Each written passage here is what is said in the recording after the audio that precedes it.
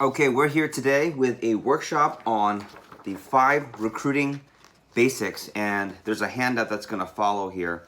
I think the first thing as you go into this video, whether this is your first time making calls as a social media recruiting assistant, or this is 1 month, 2 month, or even multiple years, I think the key to going into this workshop effectively is to, number one, you need to have the handout. I think that's important to take notes. Number two, I think going into this, it's worth reviewing, what are the 5 basics? And before we go in, what are the 1 or 2 of the basics that probably apply to me? Meaning, what are 1 or 2 of the basics that I either struggle with the most or I tend to have the least confidence in? What are 1 or 2 of the basics that my manager consistently is pointing out as an area of opportunity? And can you take this workshop and take a few tips that will help you? For some of you, if this is your first time, you'll hear this workshop and you'll say, wow, I've never known all of that. This will be your first time. You'll have to process. And then if you're someone like me who's been experiencing what I'm doing, you'll go to a workshop, you'll go to some type of educational session. In this case, this 5 steps workshop. And when you go in, you're just looking for some nuggets, some things to remind you, oh, you know what? I know that best practice. I've always been taught that. I used to always do that, but then I forgot. And that's okay. But what's not okay is that we're not consistently trying to get better or bring our best, our best practice best, our A player best to the position. So we're going to follow in the workshop here. Number 1, first of the basics is the importance of following the approach. And I think every time I hear that, every time I say it, it's one of those, okay, I know. And when I grew up, in our household, my dad used to always say things like, make sure you do this and make sure you do that. And we'd always say, I know.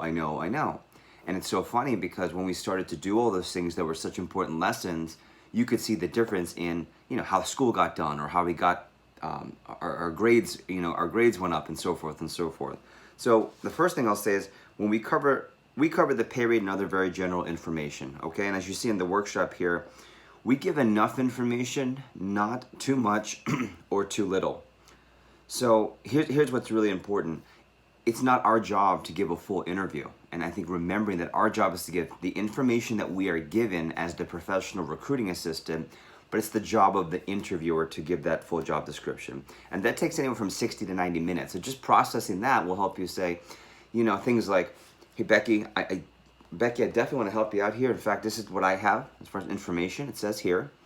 And I just wanted to let you know that the manager is going to be interviewing on a first-come, first-served basis. And I know for a fact they're really good at explaining the position. That's why we have so many people coming in to apply. So tell me again where it was you were calling from, right? So just taking back control. But more importantly, just being confident the manager will take care of the interview. And if you haven't already, make sure you watch a full interview. The little phrases and questions in the approach can make all the difference, and it's gone through hours and days and years of perfection to get what is now, and I have the Florida United approach based out of Fort Lauderdale, which is historically in our company gotten the best results. Use your personality in the approach to make your job fun and exciting, but don't alter the words, right? It's not what you say, it's how you say it. Getting comfortable with the approach isn't about what words do I need to make myself comfortable. Mastering the approach is how can I say things in a way, using the words that make me feel real comfortable. And that's the most important part because, when we stray away from the script, we stray away from the recipe. And the only way it gets complicated is when we don't use the approach. Here's what also helps me when I'm making phone calls. When I use an approach, if I get thrown off by a question, if I get thrown off by something behind me in the office that's distracting, ideally it doesn't happen. If I get thrown off by anything, the script allows me to pick up right where I left off. The script allows me not to have to wing it. The script prevents me from putting filler words like let me see here, things that aren't on purpose, things that we're filling because we're not confident. And I think that's a really important point of why we follow the script. And then most importantly, the most successful recruiting assistants, the word I always think about and associate, aside from the given friendly and rapport, is that they're consistent. They're consistently doing their approach the same way. They're consistently handling questions and objections the same way. So take 30 seconds and write down a few things that you took from that. What's one thing that you haven't been doing? Or what's one thing that's new for you? Or what's one thing that that if you were to put in immediately today would make the big difference? Take a few seconds real quick. Okay. Our second basic is building rapport. And, I can't speak to this with enough enthusiasm, but, you were selected for a reason. You were selected because there was a personality, there was a competence, there was an ability, the literacy also, that you presented on the interview. You're the type of person that the manager would want to represent our company. And people show up because they like the RA. People show up because they like the recruiting assistant. And rapport is defined as a relationship connecting, or a relationship or connection characterized by agreement or mutual understanding that makes communication possible and or easy. So when we build rapport, I think the thing I want you to write down is first impression. Remember, we are the first impression of the company. So right away, I'll give you some examples. What's the first impression that we're giving? Is it chaotic and not controlled? As we go, hello, Vector, it's a great day, Vector, or as you're calling people, that's when an incoming call. If you call, say, hi, is so-and-so there? Yeah, and you got all this noise around. It's okay to have tempo, it's okay to have a lot of people calling, but it's not okay to be in a place where there's loud distractions, okay? Lots of people calling give the impression that there's a lot of things going on in the business, by the way. Rapport can be, in the first few moments, does that recruiting assistant sound really immature, right? Are they saying words like? That's one thing, like. That is one of the easiest ways to diminish maturity, is inserting an unnecessary word like. And I think, removing removing filler words like and maybe and literally and basically, and these are all filler words that are probably common in our normal I guess slang terms, but it certainly doesn't reflect a professional recruiting assistant. Okay. Areas to build approach or build rapport in their approach. How you know them. Oh, so how do you know John? Oh, okay, great. Yeah, actually, you know what? There's a lot of people here from that school as well. Are you a student or currently working? Oh, really? Tell me about that. That's an easy one. So it's school, work, and have you done past jobs?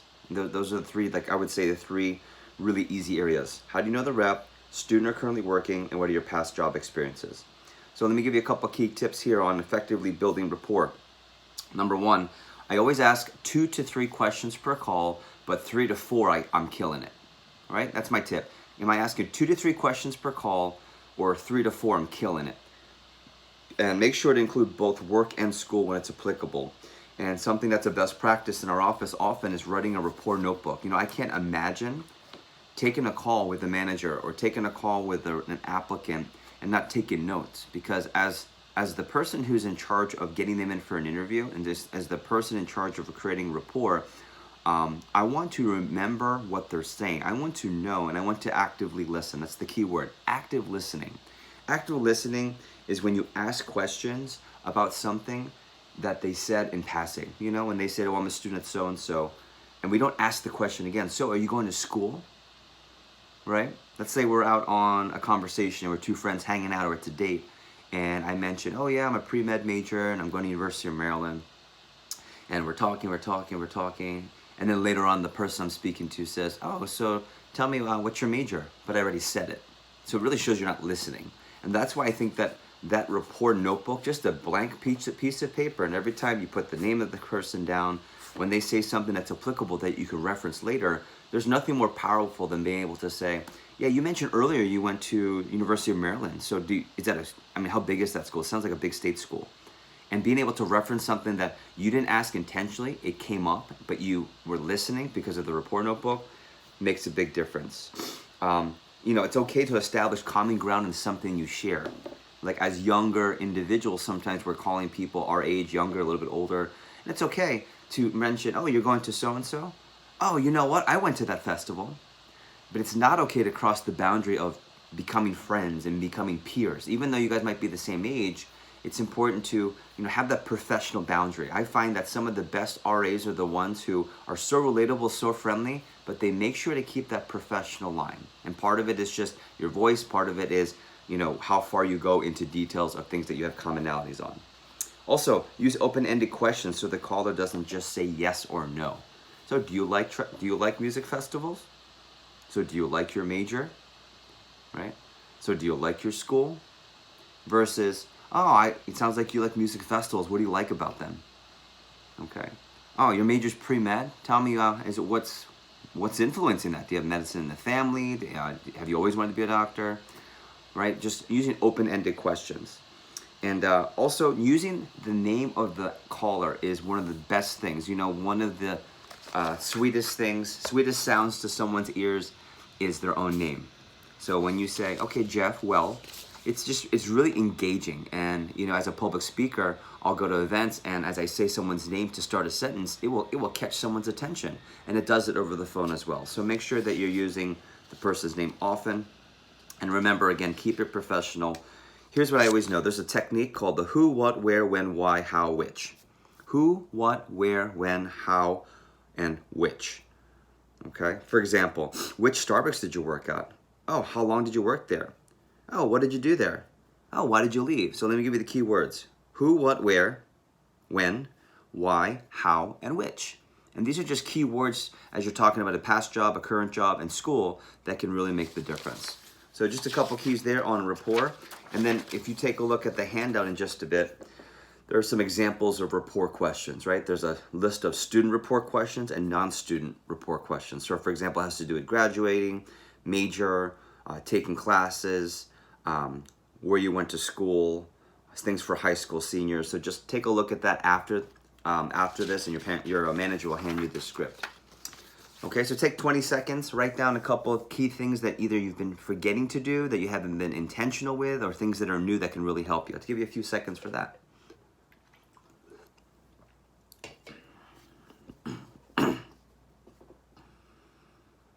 Okay, third basic is handling questions properly.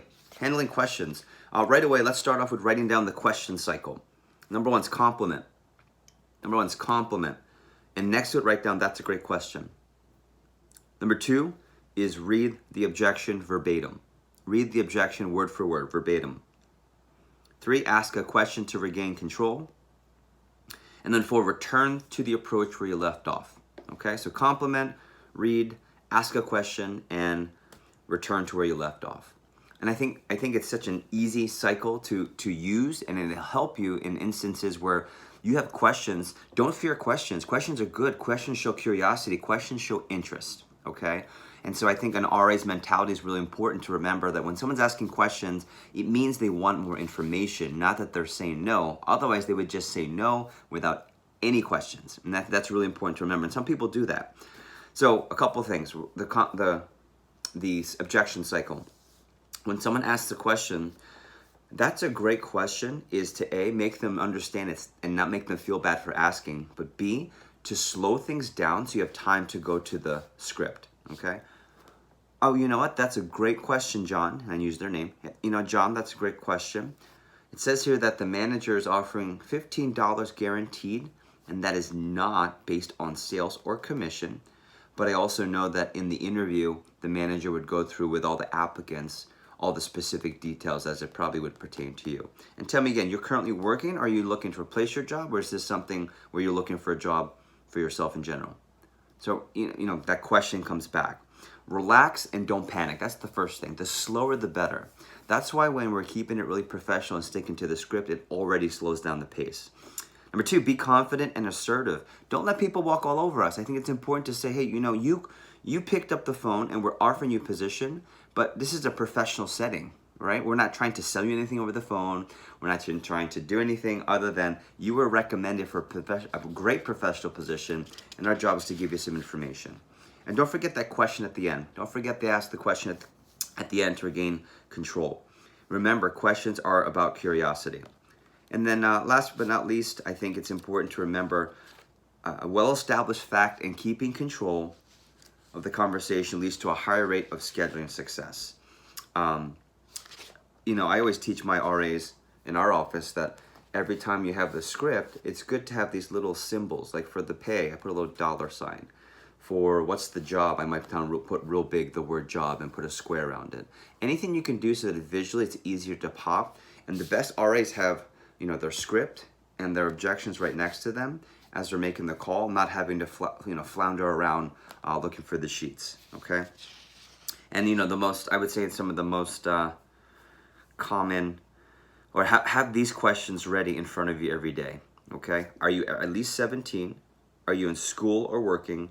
How do you know the rep? Are you familiar with the area? And are you comfortable working with people? I think those are 5 easy questions to regain control, and your manager will have that on the sheet. Pretty basic, but you know what? Not everyone implements that. So let's take 20 seconds. What are some things that either you haven't been doing and need to re-establish in your program? What's new and can help you? Or something in between? Give you a few seconds for that. Okay, number 4 basic is urgency and scheduling. And see, the more time that goes by from the time the phone call ends in the interview, the less likely they are to show up. And here's why, a couple things. They might forget about the interview, and that happens. 2, they receive another job offer. Now, this time of the year in June, or this video is happening in June, that's less likely because all the jobs that people would want are gone, and the only jobs that typically are around are the jobs that people don't want. They lose directions or address and time. Like they lose the information because, they're not expecting the call, so maybe they don't do a great job of keeping the information. Or they lose enthusiasm, or sometimes they just talk themselves out of it, or hear some, inaccurate information about the company. I think it's so important that we stress, let's get them in as soon as possible. So the point is to show the value and benefits of coming in ASAP. Okay. Wow, this job is perfect, and I need to get in as soon as possible. Wow, there are a lot of people applying, and I have to come in as soon as possible. Those are the 2 feelings. What a great opportunity, or man, I better not miss my shot. I have to get in as soon as possible. So number 1, this is a really cute analogy where creating urgency is like an ice cream sandwich, right? And one of my wife and I love ice cream, and ice cream sandwiches. It's like an ice cream sandwich. It has to be a little bit in the beginning, okay. A little bit in the beginning and at the end, and a lot in the middle. So urgency has to be a little bit at the beginning and the end, but a lot in the middle, okay? You start from the beginning. You can't catch people off guard at the end by immediately throwing a same-day interview at them. You really have to ease them into it, okay? And there's a step in the process with the 5 steps that you go through where you go, let's see here. What's your schedule look like in general? Okay. All right. Tell me what, and we're using those 5 steps to create urgency. What does your schedule look like in general? Right? AKA, help them see that we're looking to squeeze them in. It's tough. 3rd is, okay, specific to tomorrow. I have to ask, because I really want to squeeze you in here. What do you have going on tomorrow? And I use my report notebook to write whatever they say so I can match the interview that's free around their obligations. 4, okay. Awesome. You know what, Johnny, since you have practice till 4, I'm going to talk to the manager and put you in to an interview afternoon at 5:45. You can actually come straight from, and I can set you up with the manager at 5:45. How's that sound? And we're being helpful, okay? So those are the 5 steps. No weenie words, okay? Maybe, could you, is it possible you could come in? I think when we're really apprehensive, it doesn't sound confident versus, I have 5:45, how's that sound for you? I think that would fit your schedule. And just, you could even be nodding your head as you ask because it shows confidence instead of, maybe, is it possible, could you? Also remind them that there are a lot of people interested. Oh, you know what? I just got off the phone with someone who also goes to school at Calvary. They're coming for an interview. Okay? Another one. I just talked to so-and-so in that area too, and they're going to be coming in for an interview. I think letting people know that others are applying is a big part of creating urgency.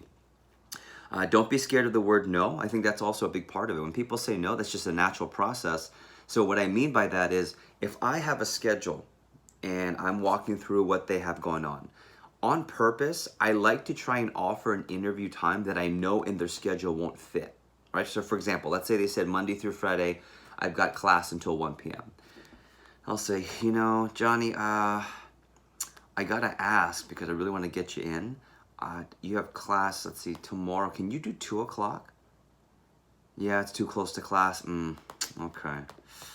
I just wanted to try and squeeze you in. I've kept the last few spots there. Let me see what else I can do. And I like to get that no, so it creates urgency. It creates, uh-oh, you're not going to get it. Uh-oh, there's not enough times. And I would then say, let me see. And you're done at 1, right? No way you can make it at 2? Oh, you know what? How about this? And you're done at 1 for sure? Okay, I just found a 5:45. I can squeeze you in. It gives you time after class, and that you're not rushed. How's that sound for you?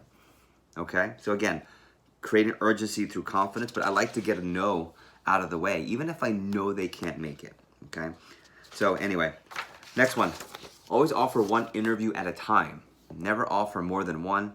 And ready? I never, ever, ever, ever offer a Tuesday or Wednesday. Even if they tell me their entire Monday, I'm unavailable from 9 till 7 p.m. and I'm not even going to be like in a place to show up to anything. I still want to try and offer Monday. I still want to try and navigate Monday. The more no's I get, the easier the yes is later. Okay.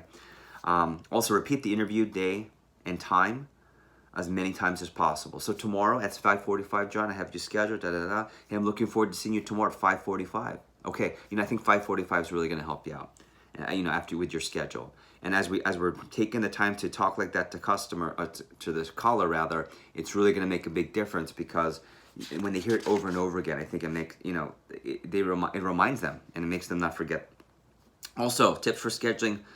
Also, when reading the urgency section, take your time and really emphasize keywords. For example, a lot of applicants.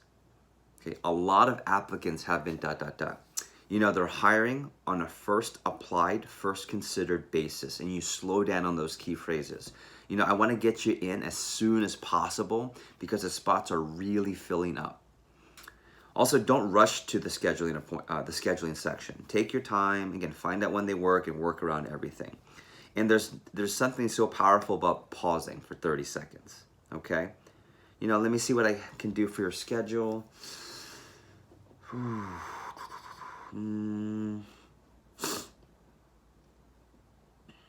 Let me see. Okay. Okay, you know what? And I like to take that much time because it helps people think and sit on the fact that, wow, it's not that easy to come in for the interview. Okay? So in a couple key phrases, if it's same day, here's a great phrase, and it'll be in your script. I just want to make sure this is a good time because my manager is going to be taking time out of their schedules to meet with you today. Right? I just want to make sure this is a good time because being this being the later interview, the manager is going to take time out of their schedule to prioritize meeting with you.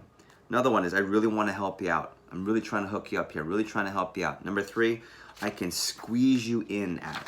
Let me see. I can squeeze you in. It's going to be tight. I can squeeze you in at 5:45 tonight. How's that sound after baseball? Okay, so take a couple of seconds there. What are some things that we can implement, things that you forgot, the things that are new that will help you improve your scheduling? Take a few seconds. Okay, last but not least is firming up and giving great directions. The number one key right now to getting good show to interview is the basics that I just covered, 1 through 4, but this last part is the icing on the cake. And so I think it's really important that we know our job as a recruiting assistant is to get applicants to show up to every interview. If we aren't giving directions to every caller, how can we be sure they're going to show up properly? And each of your offices has a very set process of giving directions, and I think it's worth the time right now to repeat and role play after this video the last section of how we give directions. What links are we sending to them at what point, and what information are we giving them to put down into the notes of their phone or writing down. I think with today's generation, it's a lot of phone use. So hey, real quick, Johnny, can you grab your phone into the notes section? I'm going to give you a little bit of quick details about the interview. Then you give the details that your office wants you to give specific for your office, specific for your area. And then at the end, you say, and Johnny, I'll give you an additional text with some information, but I wanted to make sure you got that information down. There's something activating. There's something that's going to retain the information when you have people text it into their phone and then you send the text later, versus if you tell them you're going to send them a text with some information later, odds are they're not even going to take notes down because they'll say, oh, you know what, I got it. They're going to send it to me. So 3 reasons why it's important to give good directions. It increases your show. It reduces the amount of direction calls. When it reduces the amount of direction calls or people calling when they're lost. And also number 3, good directions make them feel confident. A lot of times people have never been to an interview, and anything that can't give confidence is going to hurt the show. So tips to giving great directions. Follow the procedure and use the helpful hints that's in Vector Live and the helpful hints that your manager's printed for you. 2, go slower here than you're already going. We talk about really slow pace during the approach. go slower during the directions portion.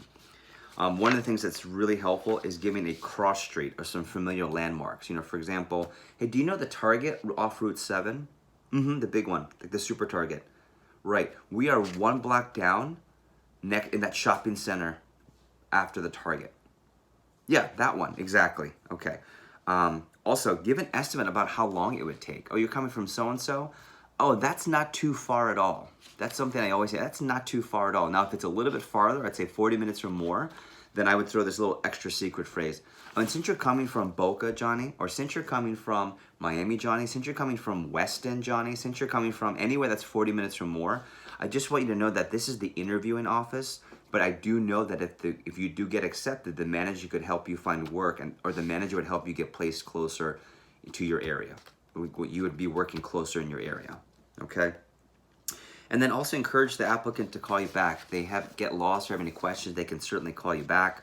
And then ask them at the end, here's a big tip, ask them if they feel comfortable and is there anything that you would need repeated, okay? Big thing there. And then finally, there are a few final tips on firming up that your manager can go through. Things like asking them to write down the last name of the interviewer. Okay, I think that's part of it. Some ways to wish them luck. Also building up the manager, like how you speak about the manager. Let them know that when you come in, he asked for me, I'll try and get you set up. There are a few things here that you guys can review on the actual script. So take 30 seconds to review that real quick. Okay. And as we close off this 5 basics workshop, I think it's important to just take 2 minutes now. Number 1, what are the things that from this workshop that are giving you the most confidence? Write that down, jot a few things down. Number 2, what are the things from this workshop, this quick 20, 26, 27 minute workshop, what things have you realized you've just been kind of depleting on or just have eroded with the skill set, okay? And what are some things that you're now excited to implement, moving forward here today? So I just wanted to say thanks for working so hard, all of our social media recruiting assistants here in the summer. We're absolutely thrilled to see what's going to be happening here in the next couple of days for increasing your production, and of course doing the best job possible as you join our vector marketing team. So thanks for your help, everyone. Have a great day.